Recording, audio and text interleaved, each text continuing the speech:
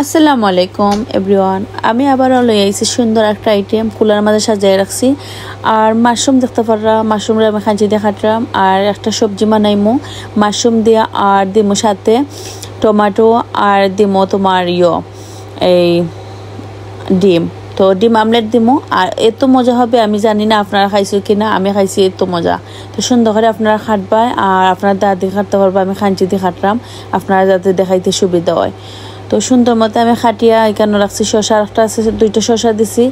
আর এখানে আমি শসা দিলাম, খানে শসা কিন্তু চর্বি খুবই খাটে বালা। তো আমি কিন্তু ডায়েট করতাম চাই, তো আমার ফুড তালিকাতে আমি শসা রাখি সব সময়। তো শসাটা আমি খাইটা দেখাইলাম, আর আপনারা বাজি বা নিজে এমনিও খাইতে পারবা।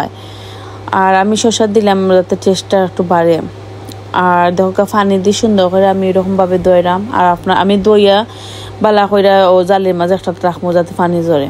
তো দেখো আমি তেল দিলাম, আর কড়াইয়ের মাঝে খুব সুন্দরভাবে আমি পেঁয়াজ দিলাম। আর পেঁয়াজটা সুন্দর করে আগে আমি কাটা ব্লেন্ডারই করছিলাম, ভাঙছিলাম। তো এখন দেখো আমি লবণ দিমু।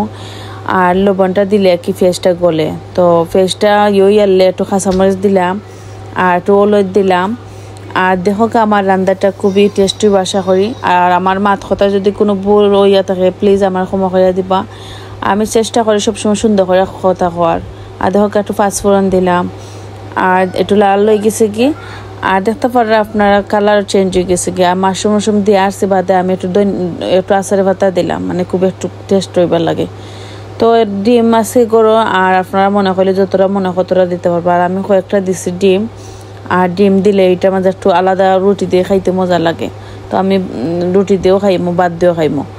তো দেখো আমার রান্নাটা যে লেখানি পারো রানবা। আর টাটকা শাকসবজি খাওয়ার চেষ্টা করবা বেশি কইরা, খুবই বালা।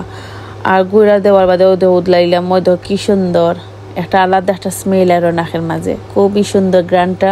আর দেখো আইছে, আর খুবই মজা হইব। আর দেখো আমি ভাতের মাঝে লইছি, আর অন্যান্য শাকসবজি আর ওটা লইলাম, আর পরিপূরকভাবে সুন্দর করে পূরণ করলাম। কি মজা হইব নাইনি। আর থ্যাংক ইউ ভিডিওটা আমার দেখবা।